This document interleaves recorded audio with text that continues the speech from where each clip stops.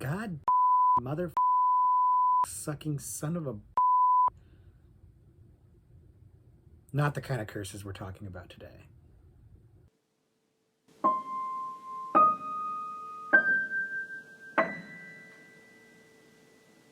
Hello everybody and welcome back to the Horror Movie Syllabus. My name is Professor Victor and I'll be your host as we go through all of the essential, noteworthy, interesting, and notorious modern horror films.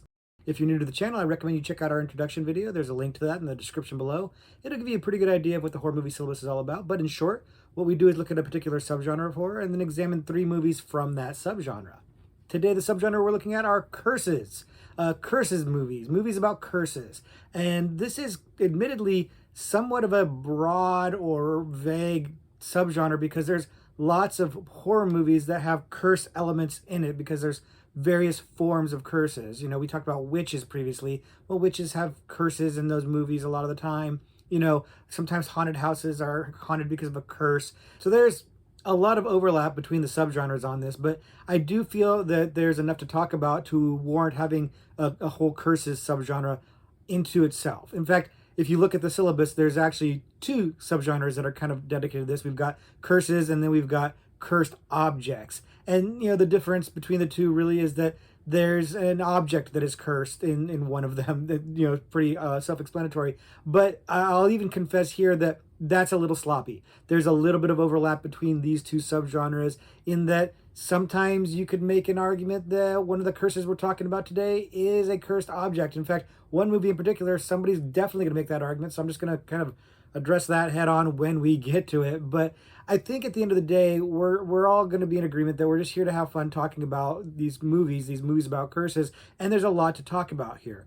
Like I noted, there's a lot of different kinds of curses. You know, you've got, you know, various kinds like, you know, the gypsy curse, which I've only recently found out that word is somewhat pejorative.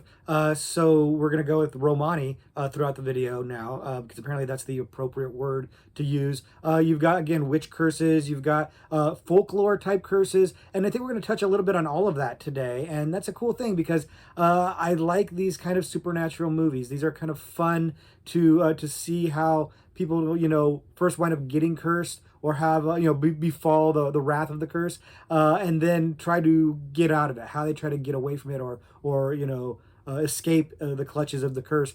Fun stuff. I tend to like these movies quite a bit, and they are popular movies, and like I said, bleeding into other subgenres, so maybe some of the stuff that we talk about today is something that you've already mentioned in a different subgenre, but let's go ahead and dig into them because I think this will be a lot of fun.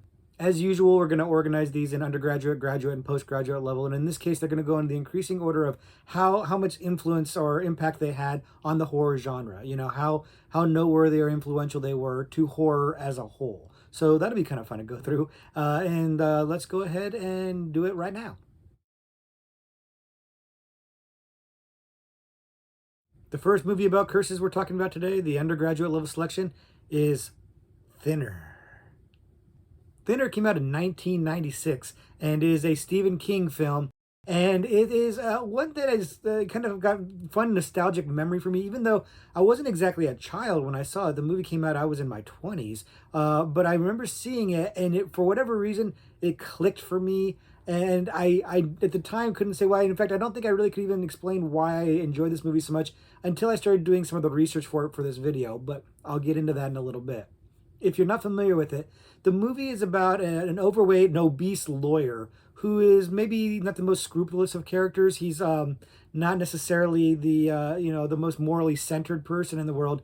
And when he's driving and not paying attention, he winds up running over and killing a Romani woman. And as a result, her family winds up putting a curse on him so that he will keep losing weight and losing weight and losing weight no matter what he does until he eventually just wastes away. And then we'll go ahead and we'll leave it there. We won't spoil the movie if you haven't seen it, but it is a fun movie primarily for the concept of it. This idea of, you know, you've got this very heavyset man who's dangerously obese, and he would love to lose weight without having to do any kind of work, without having to do any exercise or dieting. I mean, we all would kind of love that, right? But what if you actually got it? What if you actually got that wish, if you will, and then it kept going and kept going and you couldn't do anything to stop it? it's actually a pretty horrific, fun, kind of ironic idea. And I think that is part of what spoke to me about it, is that sense of irony of something that would be considered a blessing a lot of the times, being a literal curse. I did really enjoy this movie when it came out, and you know what? I still do, even though I admit that it feels more campy than scary. Like the concept is pretty creepy, but the execution of the movie, it's a little bit more fun. It's a little bit more. It's not straight comedy, but it's hard to take it seriously, and for a number of reasons. Part of it is because it's a little bit dated, and it does have a little bit of dated effects. Although I would argue that the fat suits that they use to have our main character kind of reduce in size are actually pretty darn good. They, it's not pre CGI days, so they went practical with it, and the makeup is pretty convincing and pretty good. I really don't have any problem with the makeup and how it looks. So I think that is I think it holds up. I think it's more the tone of the movie that feels a little dated. It feels, like I said, campy. Campy might be not exactly the right word, but it has this kind of almost tongue-in-cheek feel to it that is hard to take it seriously. And I couldn't put my finger on it until I was looking at the way this movie was received, because I was looking at some of the reviews and things like that. And it was, it was a kind of an inconsequential movie, hence why it's not the most influential thing on the horror genre. But it was described by more than one critic as like a long episode of Tales from the Crypt. And that's perfect. That is exactly what this is. It feels like a full length, feature length version of an episode of Tales from the Crypt, where there's always some sort of ironic twist to what's going on. Again, a situation where something that would normally be considered a blessing is now a curse. That's like a perfect Tales from the Crypt episode. And I love me some Tales from the Crypt. We've talked about the movie previously, and I think when I talked about the movie, I also talked about the TV show. I love that show, so that's why this hits so well for me, and that's why I remember it so fondly, because I did watch Tales from the Crypt when I was a kid, and this just kind of reminded me of that. So that's what it's tapping into, and it took me a long time to realize that, until this making this video actually. But that's what I'm enjoying from it, and it's a good time. It's a fun movie. It's got a much better ending than most Stephen King movies have. We've talked about a lot of Stephen King movies on this channel, and one of the prevailing themes is that the vast majority of them don't end well. They don't stick the landing. I'd say this one has a pretty good ending. I actually like the ending of this one quite a bit. It's not a great movie. I want to put that out there. It's not an amazing movie, but I have maybe an unreasonable affection for it. And I think I've explained pretty fairly why I like this movie. It's kind of campy Tales from the Crypt like fun, and that's kind of like in a sweet spot for me. So if you do like that kind of story, if you like that Tales from the Crypt Twilight Zone type feel, this movie might be a good one for you to check out. And if you have checked it out, let me know what you think of it, of course. But I recognize that not everybody's going to find this great, because it's not tremendously scary. It's really more of kind of like a lessons learned kind of thing. It had the opportunity to be a deeper movie. Like, it had, some, it scratches at some interesting ideas about, like, racism, classism, or really just like focusing on the Romani people, and how they're like kind of viewed askance or viewed as other. But it doesn't really go into that. And again, given the tone of this movie, that would be a hard lesson for it to try to shoehorn in there, because it would feel incongruous with the tone of the movie. So it's maybe a good thing that they don't try to dig into deeper aspirations. Not saying I think they should do a remake of this movie or anything like that. This movie is what it is. It's fluffy, it's fun, and it's a good time. So if you haven't seen it, check it out. The second movie we're looking at today, the graduate level selection, is Drag Me to Hell. Drag Me to Hell came out in 2009 and is a Sam Raimi movie. And it is a really wonderful return to form for Sam Raimi, because at the time he had done some Spider-Man movies and was becoming a bit more of a mainstream director, household name kind of thing. It was nice to see him go back to his Evil Dead era roots and give us something pretty gross and creepy and funny and scary. And this one really hit the mark, and really satisfied a lot of people, including me. But if you haven't seen it before, the movie's about this young bank loan officer who's trying to get a promotion, and is trying to be a little bit tougher in order to impress her bosses. And so when this old woman comes in to get an extension on her mortgage, she denies her. And as a result, the woman puts a curse on her that basically will torment her physically and emotionally for 3 days until eventually dragging her to hell, where things, of course, won't go so well for her. And we'll leave it there so as to not spoil the movie for anybody, because this is a movie that definitely you don't want to spoil. You want to go and see it, knowing, not so much what the plot, not knowing the plot, but not knowing the particulars, not knowing the specifics, because there's a lot of fun gags in this movie, and they work extremely well. Sam Raimi is doing his Sam Raimi best in this movie, which means weird, interesting camera angles, kinetic energy in action scenes, really bizarre close-ups and camera work, just gross, gooey, gory stuff, and hilarious over the topness. It's all there, all on display. If you like the Evil Dead movies and you like the vibe you're getting from those, you're pretty much guaranteed to like Drag Me to Hell. It's going to work for you very, very well. The movie stars the underrated Alison Lohman, who I think is quite a good actress, and she's very, very good here. She's done a few other movies that are noteworthy, Matchstick Men and Where the Truth Lies, and great in those movies too. She's a really great actress, and I found out by doing this research that she apparently pretty much stopped acting after this, aside from a few appearances in movies that I guess her husband had directed. And I haven't seen any of those. She basically doesn't act anymore, which is a shame because, again, very talented actress, very great camera presence, like that kind of every girl kind of feel, like that kind of average normal girl that's kind of finding herself in an impossible situation. She nailing that in this movie, and just you find her likable, even though she does some things in the movie that are very unlikable. You tend to stick with her, so that throughout the movie, you're still rooting for her to find a way to escape hell, even though you've seen her do some things that you really probably can't go along with for her. And if you've seen the movie, you know exactly what I'm talking about. I'm not going to spoil it because, again, I don't want to spoil the particulars, but there's a couple of things in this movie that hard to roll with her on that, but you stick with her because because of the performance, I think, because she's just inherently likable, that you don't turn your back on her, even though most people probably would. A different actress in that role, like maybe say Lindsay Lohan or something like that, I think you would just kind of disconnect. Alison Lohman pulls it off really, really well. Justin Long's also in the movie doing his Justin Long thing. We've talked about him a little bit on the syllabus before, and he does that thing very, very well. That kind of like goofy, everyman, likable guy. That's his shtick, and he does it well. When he kind of goes outside of that, it's a little bit more wonky, but he's good here. Everybody's good here. The acting is strong, but we're really here to talk about the direction. We're really here to talk about Sam Raimi putting this thing together because it is fun. It's fast paced. It's got a lot of weird stuff in it, a lot of gore in it. The drawback, the one nip I have to pick with the movie is that the gore leans a little too CG happy, so that even at the time it didn't look super real. It didn't have that visceral, tangible feel to it.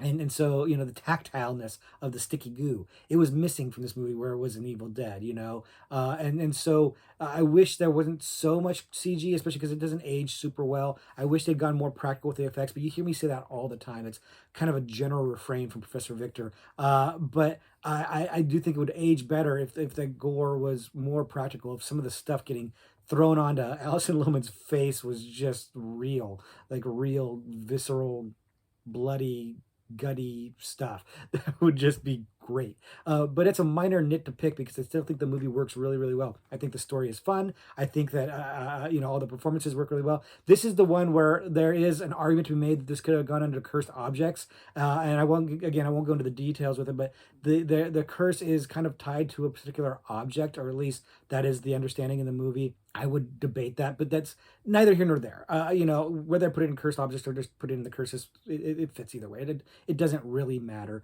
because what matters again is just how this movie was put together, and it's fun. But not everybody felt that way when it came out. It wasn't super embraced, or at least not universally embraced because of the tone. I think that people who saw it, who weren't Sam Raimi fans, who maybe were like Sam Raimi Spider-Man fans and didn't really know about Evil Dead, I think they were taken a little off guard.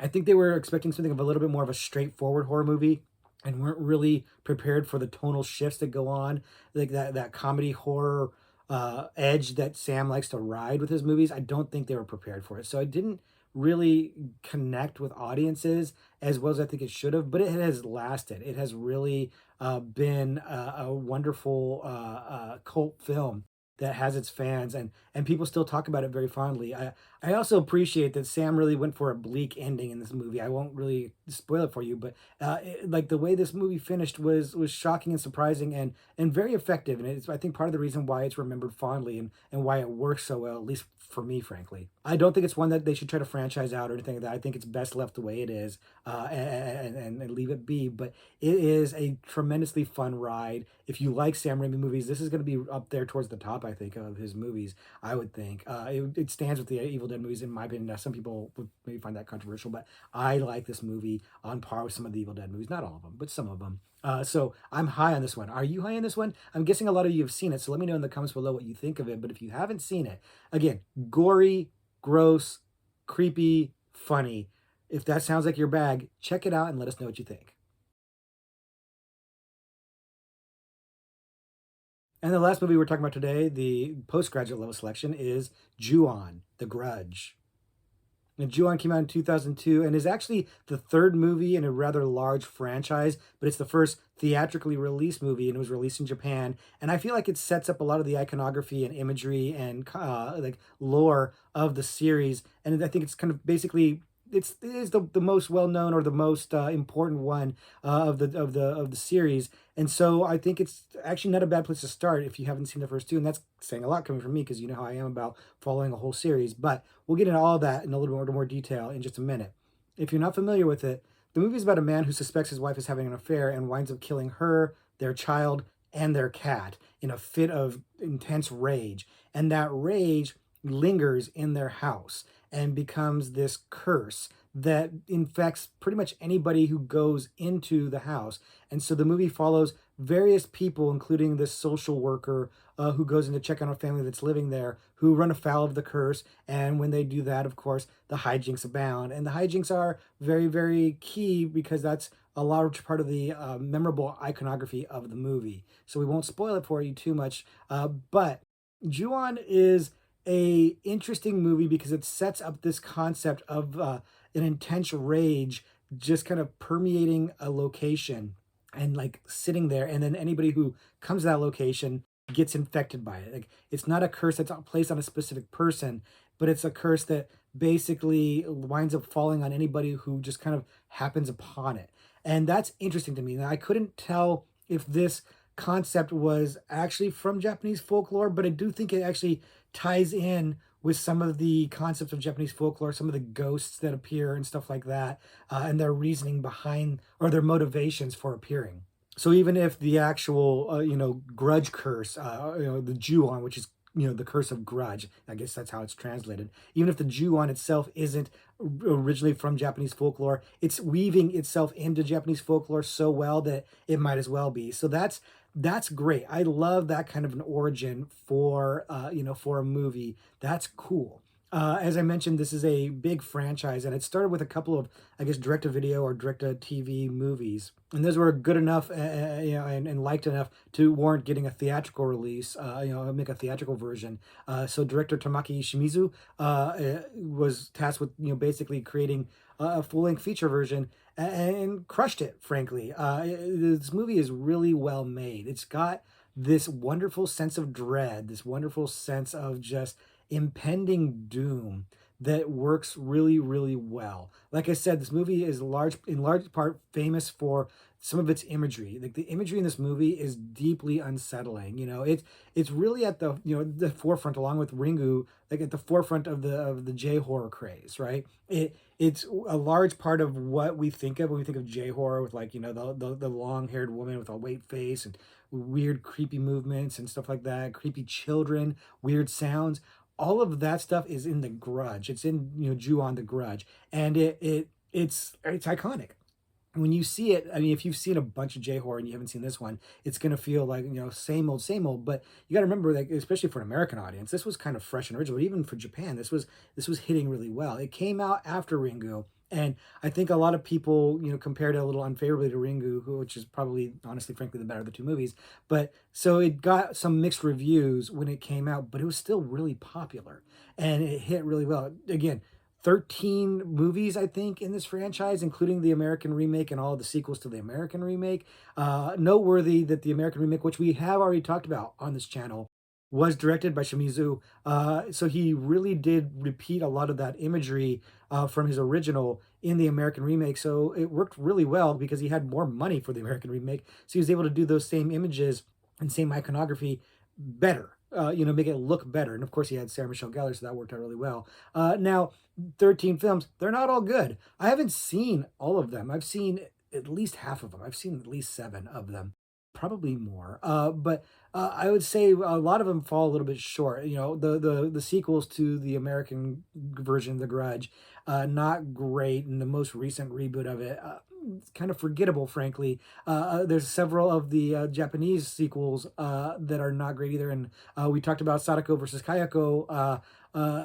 It is what it is. I enjoyed that movie quite a bit, but I don't want to sit there and tell you it's a great film. So 13 films of varying quality. That's the polite way I'll say it.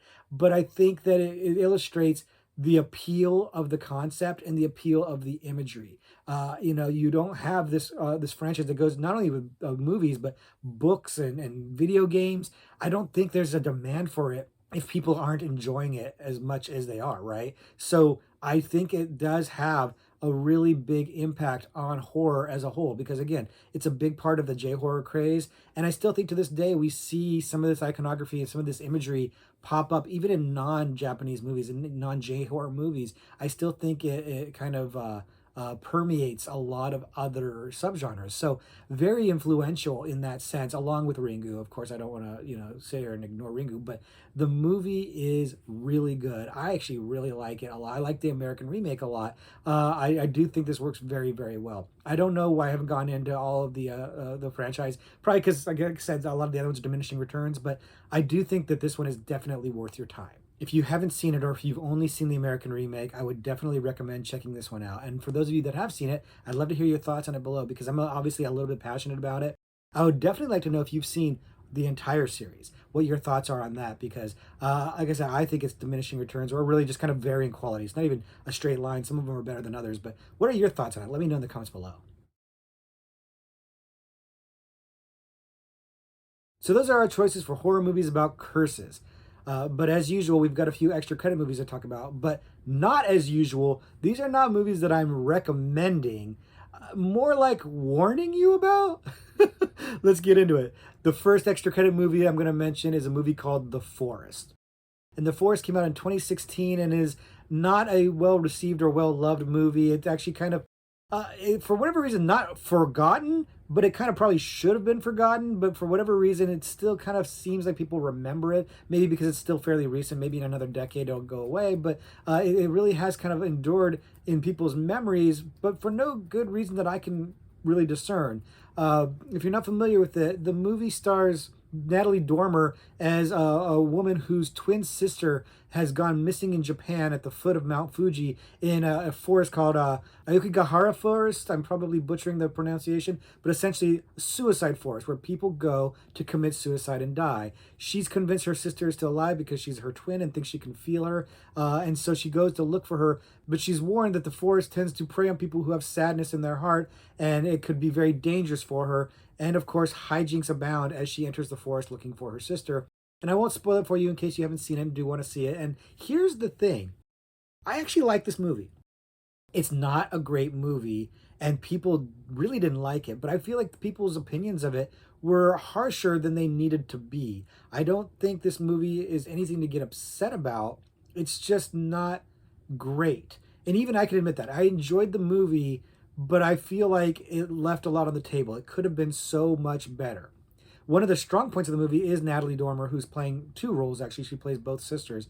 And I didn't watch Game of Thrones, so I don't really have a connection to any of the Game of Thrones actors. But I do think she's quite good in this movie. Whereas other Game of Thrones actors that I've seen, not really great. Looking at you, Sophie Turner. So she's good. Natalie Dormer, good in the movie, and it's a high point of the film. The mystery of the film regarding the sister and what's happened to her is not bad. You start getting this, unreliable narrator territory. I tend to like those kind of movies, so I'm still with the movie on this part. What I'm not loving is some of the imagery and jump scares. We were just talking about Ju-on and how how much mood and atmosphere it had, and with the images that it had, just really creepy. The forest would have benefited from a lot of this, and that's where I'm kind of going with this. Is The Forest is an American movie, right? It's set in Japan, but it's an American movie, and it would have been better if it was a J horror film. It would have been better in my mind if it was made by Japanese folk, with Japanese characters, or even if you kept an American in the center of it, like Natalie Dormer, kind of like Sarah Michelle Gellar in the Grudge remake. It would have been fine. I just think it needed that Japanese sensibility, because it has this wonderful Japanese folklore about this suicide forest, which apparently is an actual real forest. Perfect setup for a movie, for a horror film. This is a really great idea, but then the execution kind of gets rote. It's just the forest itself is the main character, if you will, of the movie, but they don't feel like they do enough with it. Or when there's jump scares and stuff like that, they're just like, it could be anywhere and it could be anyone. There's not enough use of the environment and the folklore to work for this movie, and that's a bummer because, like I said, great concept, poor execution, or not even poor. It was not a bad movie. It's just bland execution of this. So strong acting, strong concept, inferior delivery. If you'd had a better, like an auteur director, like I said, maybe a Japanese director, that would have been really cool. It had a lot of potential. So maybe that's what people were responding to, is the disappointment of the lost potential, the squandered potential, and I can see that. But I still thought the movie was good. I liked it. Again, I can see it being forgettable. It doesn't make a lot of an impact. The best thing about it is, of course, the concept. So another movie using this concept would probably be better. But I can see why people would forget about it. But I can't see anybody getting mad about it. It's pretty inoffensive. If you haven't seen it, it's not a bad use of your 90 minutes, in my opinion, but your mileage may vary on this. But I'm guessing some of you have seen it, and if you have stronger opinions about why you don't like it, please share them in the comments below for everybody to read. Nobody's going to come at you. I'm not here to argue with you about it. I understand why people might not like it, but I don't understand why people might don't like it so vociferously. So if you can explain it to me, I'd love to read it in the comments below. The next extra credit movie we're talking about is called The Curse of La Llorona. And The Curse of La Llorona is a 2019 film, and it's part of the Conjuring universe. It's part of that large Conjuring franchise, which we have talked about a couple times on the channel before. And it's an interesting movie because it's based on Mexican folklore and is, a really great setup. And then not the greatest of executions, and it's a bummer because of what we should and could and eventually did get. But I'll explain all of that as we dig into the movie a little bit more. If you haven't seen it before, the movie is about a caseworker, like a social worker, played by Linda Cardellini, who winds up rescuing these two kids from what seems to be an abusive household. Only instead of rescuing them, she's actually exposed them to the curse of La Llorona, this spirit woman who killed her kids back in the day, and now is cursed to go and attack other children and take them as well. And the hijinks start to abound as La Llorona focuses on Cardellini and her children. But I won't spoil the movie in case you do want to see it. But the Curse of La Llorona is interesting because the folklore is real, right? It's based on real folklore, Mexican culture, and is very well known in Mexican culture. And so it's exciting to see this movie get a mainstream release, be focused on mainstream American, white American audiences, and be received, fairly well. Like I said, the criticism on it wasn't very good, but it was successful. It was one of the lesser successful Conjuring films, worth noting that, but still made a lot of money because those movies make a lot of money. It's a franchise, so even the weaker ones still make a lot of money. And that is, I think, the interesting thing about this movie is that it took a lesser known Mexican folklore tale and put it into the mainstream, and that's great, and I love that. But the movie itself is not great. I mean, I know there's a lot of criticism that Linda Cardellini, a non-Mexican woman, is the star of the movie. And it's explained that she is married to a Mexican man, so her children are half Mexican. I'm with that. That doesn't bother me at all. That's fine. And I like Linda Cardellini, and she's good in the movie. That didn't bother me at all. But the movie is kind of formulaic. It's basically the Conjuring franchise, right? So they have their formula, and they stick to it. And there's nothing wrong with that. I liked the original Conjuring movie. I like some of the Conjuring movies. And so I don't have a problem with that either, but it's a little bit bland. The La Llorona part of it does not add enough flavor to the movie. It doesn't give you what you want if you're familiar with the folklore, which I am. And so a lot of you are probably wondering, well, why are you even talking about this, Professor Victor? Why don't you talk about, the La Llorona that came out from Guatemala a couple years ago? And I got two answers for you. One is that this movie's called The Curse of La Llorona, so it kind of fits my curses video a little bit better. And two is we're going to talk about the other La Llorona in another video. We're going to talk about that in the future in a more positive manner. So we'll get to that one. But I wanted to talk about this one because, it's maligned. People don't like it. People are unsatisfied with it, especially people who were expecting more. But it's a hard feeling, and I'm one of these people because it's a hard feeling because you wanted more from it, but you're happy you got what you got. But again, that was, at the time, maybe what you thought would be the best you could get, or at least the thing that was most going to be accessible to a mainstream audience. And I like that it did hit the mainstream. I like that concept brought up. I wish it was a little bit better movie. That said, it has its moments. It has some good scares in it. It has Cardellini in it. She's good in the movie. I wish it focused a little bit more on the children themselves. Like from their perspective, this movie would have felt scarier. But again, that wouldn't really quite fit the Conjuring formula. So I get it. It is what it is. I didn't hate this movie when I watched it.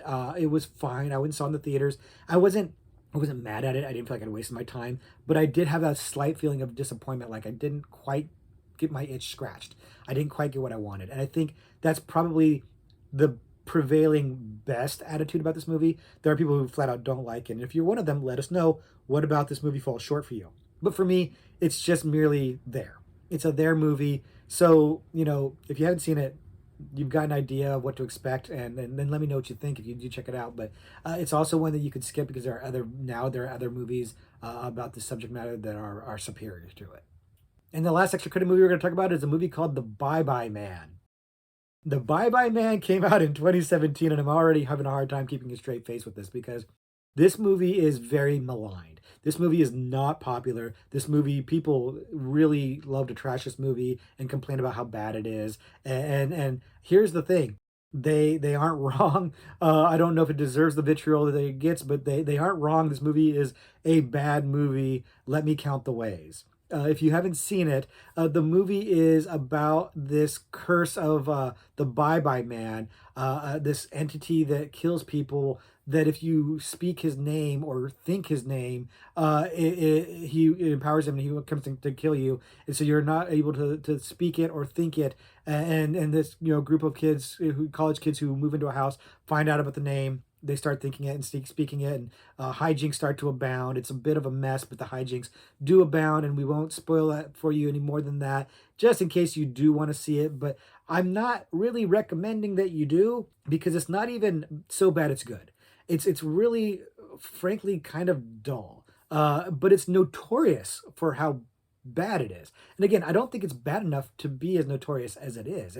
Like The Forest probably should be more forgettable than making people angry about it. But maybe it's a missed opportunity. I don't know. Like for me, so much of this movie falls short that I even have a hard time saying that there's a missed opportunity like The Forest, where The Forest had potential. This one, I don't know. Like right off the bat, you've got a clunky concept, right? You have this idea of this entity called the Bye Bye Man. So right off the bat, terrible name for the movie, terrible name for the monster, terrible. And the fact that you're focused on that name is a major plot point, bad right off the bat.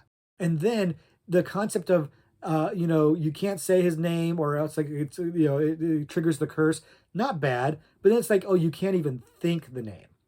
Well, how does that work? You know what I mean? That's where this movie struggles. The logic behind not thinking the name doesn't really track. It doesn't make a lot of sense. And so that's a challenge for people. It's a challenge for the movie to overcome that it never really does overcome because they're thinking about that name all the time. And so it doesn't really make any sense. More so than the average horror movie, it does not make sense. Add upon that a cast of characters that are not good actors. And I've seen one or two of these actors in other things, and they've been better. So I'm going to point at the director, and it's kind of a shame that I'm going to point at the director because I guess this was her last movie. She passed away shortly after making this movie. But the acting is bad in this movie. It's bad, and the directing is bad. Like the editing is bad. Like it's weird. Like scenes have stuff cut into them that don't make any sense. Conversations just kind of stop in the middle of conversations. The dialogue is bad. Like the script, bad. like you're watching again, not so bad that you can laugh at it, bad that you're just kind of confused by it. You're like, why did they end that conversation that way? Or why did that person say that? Or and then just the acting is flat and like I said, the premise is silly. Are the scares good? There are a couple of decent scares in there. I'm gonna give it that. It looks okay, and there are some decent scares in there, but unfortunately, too much of the movie is relying on scary things that aren't really scary, like coins dropping or cuts of a train riding on train tracks. If these things are scary to you, you're in for a good time. But for most of us, dropping change is not tremendously scary. So the imagery is not great. Like I said, it's got a couple of good scenes in it, but across the board, this movie is making poor decisions right and left. So much so that you would wonder how this got made. How it got made. I think that a behind the scenes making of on this movie would probably be far more fascinating than the movie itself. But the only real reason to watch this movie would be to kind of ask yourself, like, how? How did everything in this fall so far short? Like, there are movies that are objectively worse movies, like something like the Camp Blood films or something like that. But there's a certain charm to those because that's somebody just trying to make the movie themselves. This isn't actually a big budget, for a horror movie, big budget, studio horror movie. How? Why? Like this movie is not good, but I had to bring it up because it's notoriously not good. People love to bring this movie up in terms of examples of bad horror movies. And again, I don't think that it's fun enough to be, like I'm so bad it's good. So I'm wondering why people are fixated on it so much because it seemed more like something that should just be forgotten. This movie, don't say it, don't think it, don't say it, don't think it. But it is as bad as people say it is, if not worse, because it's not even fun bad. It's just bad, bad. But if you've seen it, let me know your thoughts on why people fixate on this one so much as one of the bad horror movies. And if you haven't seen it, don't bother. Don't waste your time. Just take my word for it. It's bad. But if you check it out, come back and let me know how right I was because I love to hear that. But yeah, three extra credit movies that are not great. But the three movies we talked about on the syllabus are really good movies. Check them out if you haven't already, and let me know what you think. And let me know what other cursed movies that I didn't mention that you think should be here in the video. Now, mind you, in the future we're talking about cursed objects, so there's more to come. When it comes to curses, but let me know what you guys got in the comments down below. What are your curses movies?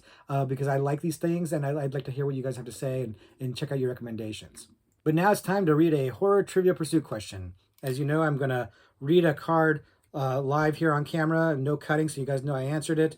And we'll see how good I do. And today we're going to look at the supernatural category because curses, supernatural, yeah, right? So supernatural question. Here we go. 1973's The Exorcist was based on a novel of the same name by what author? I know this one. I know this one, and I've read the book. And let me tell you something. The book is fantastic. Now, I love The Exorcist. We've talked about it on the channel. It's a bona fide horror classic. It's, in my opinion, one of the best horror movies ever. When people ask me like, what's one of the scariest movies, it depends. If you think about an iceberg level, as you get down, more and more obscure, more and more intense. But at the higher level of the iceberg, I would put The Exorcist as one of the scariest horror movies. At least for the mainstreams, for the normies, as my friend Steven likes to say, that's what I would call the scariest movie, Exorcist. But it hits differently for different people because of religious overtones, etc. We've talked about this before. I'm not going to go into it too much. But the book is excellent too.